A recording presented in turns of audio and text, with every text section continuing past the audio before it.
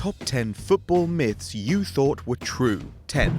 Pep Guardiola inherited a world-class squad at Barca. Ronaldinho, Deco, Eto'o and Henry. World-class players? Yes, but at the end of the 2007-2008 season, were Barcelona a world-class team? Hardly. In Frank Rijkaard's ill-fated last year as Barcelona manager, they finished third, 18 points off eventual champions Real Madrid, and perhaps more damningly, they only won 3 of their last 15 league games. This included a 4-1 loss at the Bernabeu, and the club, quite frankly, were in freefall. In stepped rookie manager and former club legend Pep Guardiola, fresh from a year in charge of Barcelona B. He immediately set about the job, selling the hugely popular Ronaldinho and Deco before signing Sevilla's galloping right-back Dani Alves, as well as prodigal son Gerard Piqué. His decision to promote from within can't be overlooked either. Sergio Busquets became a first-team regular at 20, along with the diminutive Pedro. A move to the false 9 position for a young Lionel Messi followed too, and the Argentinian's goal tally went from 18 to 38 in Pep's first season. Then from 38 to 47, 53 and 73 in the following 3 years. The board maestro made it look easy, but it was a combination of meticulous preparation, unrivaled knowledge of La Masia, and brave calls that created the platform for his success, not the inheritance of a ready-made side like many have come to believe. 9. Possession wins you games. More often than not, possession, the enigmatic mistress of football, is the first statistic we analyse to determine how a game was played out. This trend must stop. It has become lazy shorthand for good teams keep the ball and bad teams don't. Leicester won the league in 2015-16 with 42% of the ball and a miserly pass accuracy of 70%, comfortably the worst in the division. But their transition game was lightning fast, with Kante winning the ball back 10 times a game and the team converting 14% of their shots. The norm is around 8%. Conversely, Pep and Xavi's all-conquering Barcelona side would often use possession-based football to lull sides into breaking rank. This has been labelled proactive possession and is heavily reliant on players who can shift through the gears, like Iniesta and Messi. Let's not forget little-known manager Jose Mourinho too, winner of 2 Champions Leagues, who once beat a Munich side at home with just 28% of possession. So to conclude, possession has hundreds of different outcomes and, like a lot of things in life, it's not how much you have, it's how you use it. 8. Soccer is a US term. If your face doesn't shrivel up in disgust when Americans say soccer instead of football, then chances are you're not from mainland Europe. But as much as we may despise them for it, soccer is a term taken from the 19th century British term association rules, which at the time differentiated what we've come to know as football from rugby. The game was popularly known in Britain as a soccer until around 1900, when the prefix was dropped and the noun soccer was born and adopted by the Americans. Still, we all love an easy target. 7. Pele stopped a civil war. For many years it's been reported that Pele stopped a brutal civil war in Nigeria because the 2 opposing factions wanted to watch him and his Santos side strut their stuff as the world-famous football machine. This legend has since been perpetuated by the likes of Time magazine, The Guardian, CNN and other respected publications, until a little-known writer from Huddersfield, Olaojo Ayegbayo, set the record straight. Ayegbayo makes clear that Santos' main objective while on the continent was to make lucrative sums of money from exhibition matches and not to broker peace. Santos were paid a whopping £11,000 by the Nigerian Football Association, that's roughly $140,000 today, to play against the Green Eagles. All seem morally above board until you remember that people were dying of famine on a daily basis. Ayegbayo also points towards the lack of primary evidence in Nigerian papers of the time. Both the Nigerian Daily Times in Lagos and the Nigerian Observer in Benin covered the game extensively, making them extremely credible sources, and both make no claim of a ceasefire. Pele himself also appears to have adopted the myth in earnest, even though he failed to mention it in his 1977 autobiography. An odd thing to leave out, it would seem. 6. Mario Balotelli and the rumours. Balotelli, maverick, prima donna, entertainer. If there's a footballer who can give the most outlandish tale and air of believability, it's him.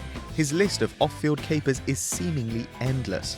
From giving casino winnings to the homeless, racing around a go-kart track in his Ferrari, to setting his house on fire. there's rarely a dull moment when it comes to Super Mario. Some of our personal favourites that sadly aren't true include straightening out a school bully, donating £2,000 to a homeless man, and throwing darts at youth team players. But, never failing to disappoint, Mario did brawl with both Jerome Boateng and Roberto Mancini in training, he did set his bathroom alight with fireworks, and he did donate his Bentley to a Milan teammate. To be fair, unlike Pele, he's fairly quick to quash the untrue stories, especially when he sits down with his old chum, Noel Gallagher. 5. Serie A is a defensive league. Italian football is a league stuffed full of catenaccio merchants and bore draws, or so we have been told by many a stupid Englishman with ketchup down his string vest. But this is simply not the case. In fact, last season's Serie A outscored all of the other top 5 leagues in the past 2 years, with 979 goals in 2015-16 and 1,024 the year before that. Its nearest contender last term was La Liga, where there were 968 goals, but of those, Barcelona and Real Madrid netted a monstrous 222. Ligue 1 fares much worse, with just 960 goals flying in, 4 more than the English Premiership.